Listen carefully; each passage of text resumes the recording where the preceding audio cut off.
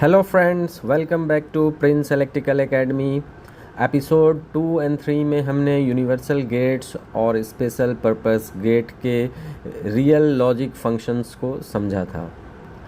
लेकिन जैसे जैसे आप बड़े डिजिटल सिस्टम्स जैसे माइक्रो प्रोसेसर्स या ALUs को डिज़ाइन करते हैं, वैसे वैसे आपके लॉजिक सर्किट बहुत कम्प्लेक्स और बल्कि होते जाते हैं। और जितने ज़्यादा गेट्स यूज़ होंगे उतने ज़्यादा हमारे माइक्रो प्रोसेसर का कॉस्ट बढ़ेगा, पावर कंजम्पशन ज़्यादा होगा और उसके ऑपरेशंस डिले होंगे। तो उसका सॉल्यूशन क्या है? सॉल्यूशन है सर्किट को फिज़िकल हार्डवेयर पर बिल्ड करने से पहले उसे मैथमेटिकल लेवल पर सिंप्लीफाई करना, और इसके लिए हम यूज़ करते हैं बुलियन अलजेब्रा। तो आज के एपिसोड में हम कवर करेंगे कि बेसिक बुलियन अलजेब्रा लॉज को यूज़ करके हम कैसे इन एक्सप्रेशंस को सिंप्लीफाई करते हैं, इन्हें हम कैसे स्टेप बाय स्टेप सिंप्लीफाई करके सर्किट को चिप और पावर कंजप्शन को हम कम करते हैं। तो आइए शुरू करते हैं। तो सबसे पहले हम इसके फंडामेंटल लॉज को समझेंगे, एब्जॉर्प्शन एंड रिडंडेंसी फंक्शन को समझेंगे, और अगले वीडियो में फिर हम डी मॉर्गन्स थ्योरम पर जाएंगे और गेट इक्विवेलेंस को समझेंगे। सबसे पहले समझते हैं बुलियन अलजेब्रा की बेसिक रूल्स को। नॉर्मल अलजेब्रा से ये कैसे अलग हैं? यहाँ बुलियन अलजेब्रा में हर वेरिएबल की वैल्यू या तो 0 यानी लो या तो हाई यानी 1 होती है। तो आइए सबसे पहले और गेट के रूल्स को देखते हैं, जो कि बेसिकली लॉजिकली एडिशन परफॉर्म करता है। तो पहला एक्सप्रेशन है a + 0 = a, यानी किसी भी वेरिएबल में अगर हम 0 को ऐड करते हैं तो वेरिएबल की वैल्यू नहीं बदलती है।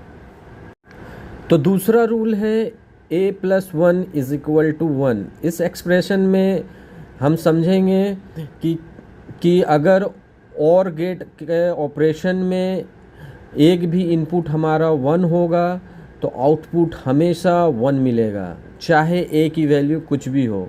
ये काफ़ी इम्पोर्टेंट रूल है, इसे याद रखें।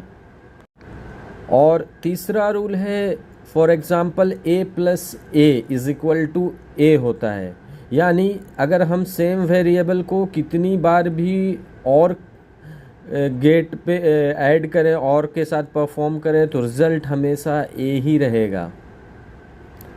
और चौथा रूल है a + कॉम्प्लीमेंट ऑफ a = 1।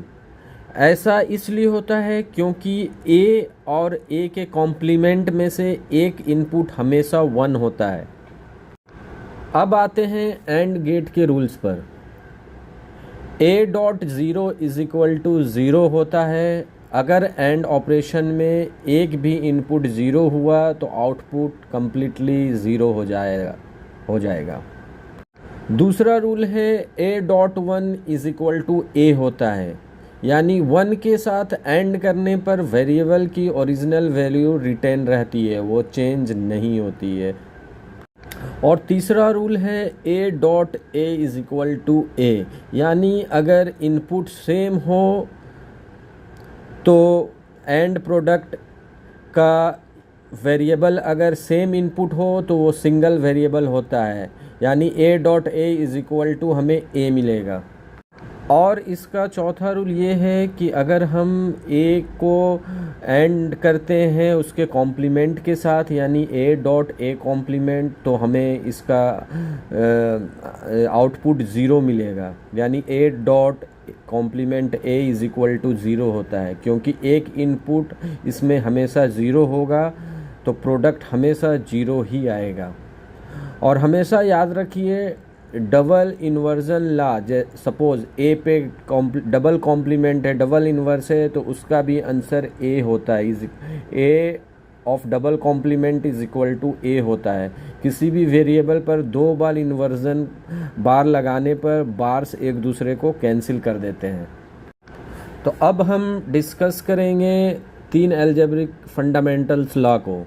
जो हमारा पहला लॉ है कॉम्यूटेटिव लॉ, सेकेंड वन है associative law and the third one is distributive law. तो अगर हम कॉम्यूटेटिव लॉ की बात करें तो a plus B is equal to B plus A और a dot B is equal to B dot A होता है। इनपुट का ऑर्डर चेंज करने से बुलियन आउटपुट पर कोई फ़र्क नहीं पड़ता। तो दोस्तों अगर हम अब एसोसिएटिव लॉ की बात करें तो आप स्क्रीन पर एसोसिएटिव लॉ का एक्सप्रेशन देख रहे हैं, जो कि है under bracket a plus B plus C is equal to a plus under bracket b plus C, और under bracket a dot b dot C is equal to a dot under bracket b dot C होता है। Variable की grouping change करने से result में कोई changing नहीं आता है, रिज़ल्ट सेम रहता है। अब अगर बात करें डिस्ट्रीब्यूटिव लॉ की तो आप स्क्रीन पे देख रहे हैं डिस्ट्रीब्यूटिव लॉ का एक्सप्रेशन है a dot under bracket b plus C is equal to A B plus A C. लेकिन ध्यान दीजिए बुलियन अलजेब्रा में डिस्ट्रीब्यूटिव लॉ का एक स्पेशल फॉर्म भी होता है जो कि अक्सर कॉम्पिटिटिव एग्ज़ाम्स में बहुत पूछे जाते हैं, जिसका एक्सप्रेशन है a plus B C is equal to under bracket a plus B into under bracket a plus सी।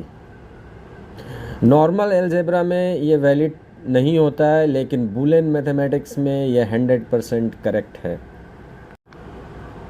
तो फ्रेंड्स अब बात करते हैं बुलियन अलजेब्रा की 3 सबसे पावरफुल टूल्स की, जो कि 3 लॉ है। फर्स्ट है inversion law, second is absorption law and the third one is consensus rule.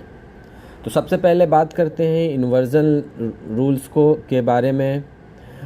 तो इन्वर्जन के भी 3 रूल्स होते हैं। उसमें पहला रूल है डबल इन्वर्जन का, मतलब कि किसी वेरिएबल पे अगर डबल इन्वर्जन है तो उसका रिज़ल्ट वो वेरिएबल ही रह जाता है। फॉर एग्ज़ाम्पल ए पे अगर डबल इन्वर्जन है, डबल कॉम्प्लीमेंट ऑफ ए है तो इज़ इक्वल टू ए होगा। मतलब जब आप 2 बार नॉट ऑपरेशन अप्लाई करते हैं तो दोनों कैंसिल आउट हो जाता है। दूसरा रूल इन्वर्जन का है कि अगर आप लो इनपुट पे यानी 0 पे अगर कॉम्प्लीमेंट लगाते हैं, इन्वर्जन अप्लाई करते हैं तो उसका रिज़ल्ट 1 आएगा। मतलब लो लेवल का कॉम्प्लीमेंट हमेशा हाई होता है। और तीसरा इन्वर्जन का रूल है जस्ट इसका अपोजिट, मीन्स कि अगर किसी हाई लेवल पे हम कॉम्प्लीमेंट लगाते हैं तो उसका आउटपुट हमेशा लो होता है।